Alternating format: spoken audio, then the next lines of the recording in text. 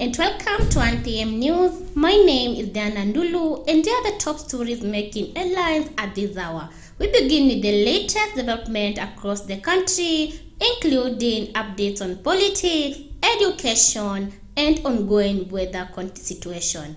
Stay with us, detailed reports, live updates, and exact analysis coming up next.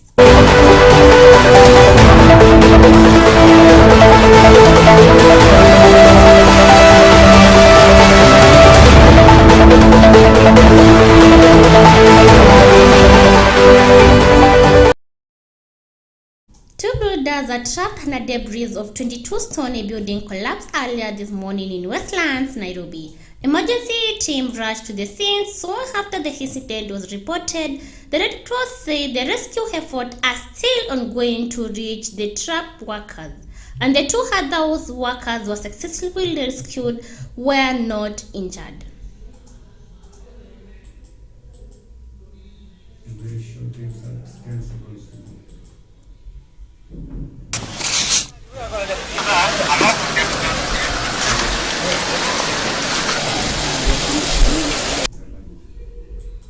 Authorities and shipping companies are worried about traffic at the port of Lamu along Kenyan coast. More ships are arriving than expected, causing congestion. One ship, Grade Florida, which are supposed to sail to Saudi Arabia, has been delayed, and the experts say the delays are linked to tension between the United States and Iran, which have affected international shipping routes. This has forced some vessels to anchor at Lamu, increasing pressure on the port. Officials warn that if the situation continues, more delays and challenges for the trade could follow. On our side, but I can say that the effects of the war will always be able to, it will always have a positive and a negative impact of it. Take time for cargo to reach here, because ships now are opting to drop cargo that was destined to Middle East in other safer ports, especially in Southeast Asia, in the subcontinent and the Far East. And we have seen some of the ports are already choked, like for example Navasheva. Navasheva now is at 64% because of this pile-up of cargo. From USD $100,000 to $400,000. We have been exporting a lot of tea and coffee and other products to the Middle East. We are at a limbo now, not only by sea, even by air. Everything is at a standstill, and that means if we need to look for alternative markets, this cargo has to do a detour, because now from the Middle East, ships are going over 10 to 14 days, about 3,000 to 4,000 miles, depending on the speed of the vessel, the way the ship. Business people and human rights groups in Eastleigh, Nairobi are raising concern over recent cases of kidnapping. Reports indicate that at least 4 traders have been abducted in the area in the recent days, causing fear among the local communities. According to the reports, there are kidnapped traders who have already been released under unclear circumstances.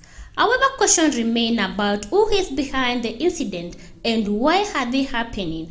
As the cost grows for the authorities to investigate and to ensure safety in the area, to please help us bring our dad home. Yes. Today might be the last day of Ramadan, tomorrow might be, yet our family do not have the leader of the family. The manner in which he was abducted points out to security agencies. Taken by armed individuals dressed in jungle green uniforms. Since that moment, his whereabouts remain unknown. All relevant security agencies to urgently deploy their full capacity and investigative resources to establish his whereabouts and secure his immediate and safe release. To the government, and particularly President Ruto, who when coming to power was very clear that under his rule, extrajudicial killings and enforced disappearances will be a thing of the past. The Machakos County government has started giving rabies vaccination in Kiva. This comes after 7 people were bitten by snakes and and the health officials are urging residents to take the vaccine and be careful around stray dogs. But 15 villages. In total, we are targeting to cover 34 villages, and that is the whole of Kiba Ward, and this will be done in a record 7 days. We have focused all our resources towards this exercise. As you know, rabies is a very dangerous disease, and the only way to control rabies is through vaccination. We want to create a lot of awareness and sensitization among the community members so that they understand why it's important to take care of the health of their animals, and specifically why it's important to prevent and control this deadly disease. Mimi niko na mbwa mmoja ya kike, na hii zoezi nimeona ni nzuri sana, sababu huku kijijini mwetu hatujawahi kuwa na zoezi kama hili. Kwa hivyo tumefurahi sana kwa serikali yetu. Kwangu ninasema ni kama ya kwanza, kwa vile sikuwa najua kama hiyo inaendeleanga, lakini hiyo imefanyika nikaiona kwa wakati hii. Siwezi toka hapa mimi na umba yangu nipeleke mpaka Kayawa. Inaona ni kama nini, kama tu kuchoka tu. Na hii hata wacha hivyo. Mimi already safari ya kwenda. Sasa nimetoka tu kilomita 1 mpaka hapa na nimechoka na umbo. So na mimi naomba hiyo zoezi iendelee ya kijiji. The construction of Sagana Industrial Park is now 88% complete, and the project is expected to boost the value agriculture projects by providing local processing factories. These factories will help farmers earn more of their crops and create new jobs in the area. Tunaelekea kuimaliza, hivi karibuni tutaifungua na itakuwa ikiandika vijana wa Kirinyaga zaidi ya 10,000, zaidi ya 10,000. From our conversations and the assessment is that Kirinyaga is doing quite fine. It's below what we actually, according to the assessment, is that in terms of preparation towards full operationalizations, we are doing quite well, and we hope that by the time the contractor is done with the brick and mortar, or in that during his contract period, the other things that we are doing at the county we shall be able to implement, so that this particular project can.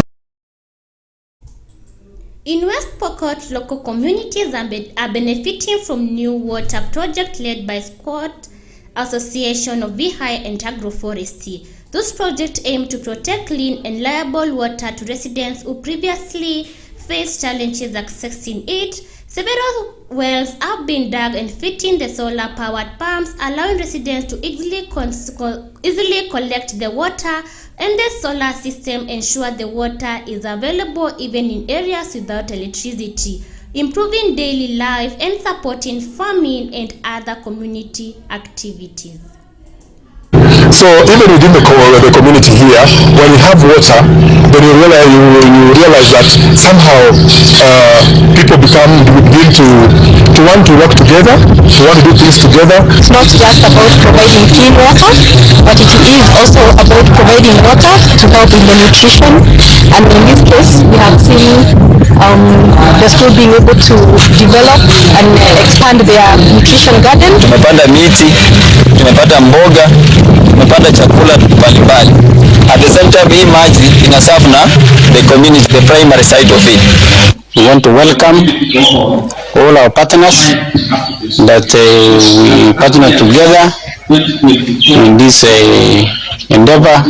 We realize that most parts of West Pokot is actually arid and semi-arid. Thank you VI, thank you Kenya Scouts.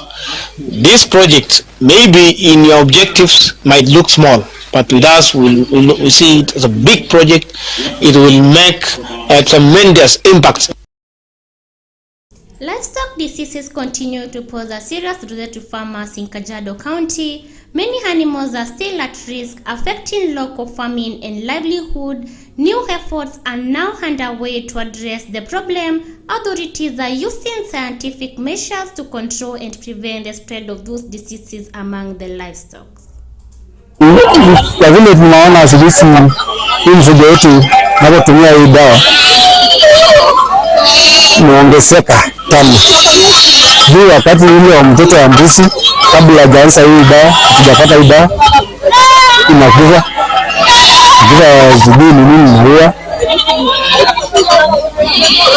Kwa hiyo kwa vile tunapata hii dawa tunaendelea kuwa mzuri, mfugo wetu unakuwa mzuri sana. Ndio wakulima kufanya vaccination ili kuzuia maafa kwa wanyama wa wale magonjwa ambayo wengi wao hawaelewi. Because thanks to the vaccination program, and we vaccinate for foot and mouth disease, CCPP, PPR, and sheep and goat pox, they've been able to reduce the mortality rate to less than 0.1%. Farmers in Narok County have raised concern about they are not receiving enough fertilizer from their crops. They say this shortage is making difficult growth of food and sustain their farms.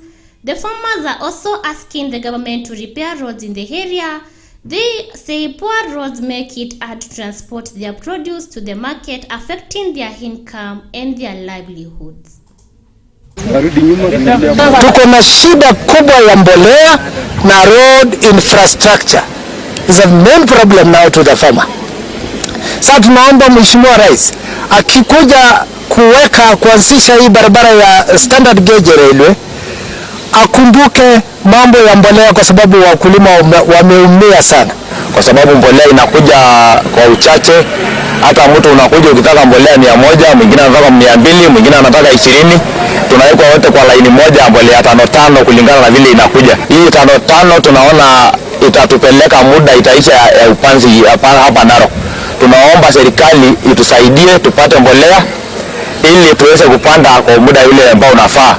Tunateseka ila hakuna fertilizer. Tunakuja kutaka mwezi wa pili mpaka saa hii hatujapata. Kama mimi nilikuwa nataka 20, nimelima eka 20 ngano na mahindi na maragwe. Saa hii watu napanda hakuna nini hajapata. Tunaomba wewe Rais ongezea sisi fertilizer, apate fertilizer kwa wingi. The Secretary of United Democratic Alliance has spoken out of the defense of President William Ruto. He said that opposition has been insulting President and criticized the actions as unfair. Oman added that those attacks are unnecessary and show a lack of respect for the officers of the President. He urged leaders to focus on constructive debate instead of personal attacks.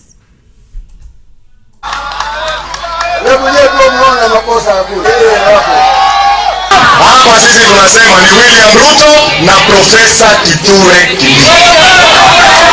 Tumeelewana? Hapo hakuna mjadala. We are not negotiating the presidency. The presidency is William Ruto and Professor Abraham Kithure Kindiki. Wale kina Matiang'i, hawa kina Wamalwa, huyu jamaa Mkabila vijiji, wawache hii mambo yao ya matusi, na wakiambiwa mambo ya ukweli waache kulialia. Waliambiwa jana, sijui huyu hali kwangu, yule hali kwangu. Tumeambiwa imarisha afya, ili afya yako ya mwili iongoze afya yako ya kichwa. Waache kulala, mwache ile mambo mnafanya, urongo mwingi, propaganda nyingi, sabotage nyingi, hamuna track record, hamuna maendeleo yoyote. Tunataka tu kuhamasisha watu kikabila. Wasema Mwalimu. Days after President William Ruto addressed the nation regarding opposition, several organizations have formed new groups signaling a shift in political alignments. The President Ruto's remark appeared to have stirred discussion among various political sectors and the civic groups. In-elected development MCA aspirant Daniel Ndambuki publicly expressed this opposition to President William Ruto's position, highlighting growing debates ahead of the 2027 election. Analysis say those moves reflect increasing political activities as the candidates and the organization position themselves ahead of their key contest. Kio umetukana mtu ambaye na support. Kuna watu hawajui kutenganisha politics na maisha ya kawaida.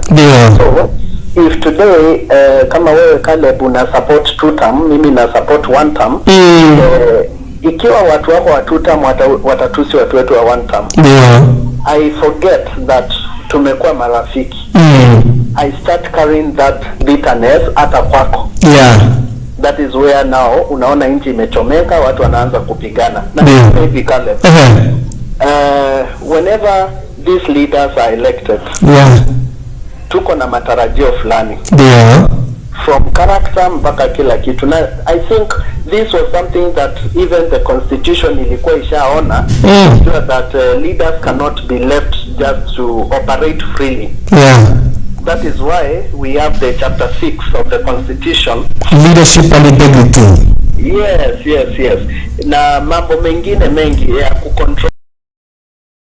That's all we had for you at this hour. Thank you for watching the 1 PM news, and my name is Diana Ndulu. Do stay with us for more updates and continue following our coverage throughout the day, and have a pleasant afternoon.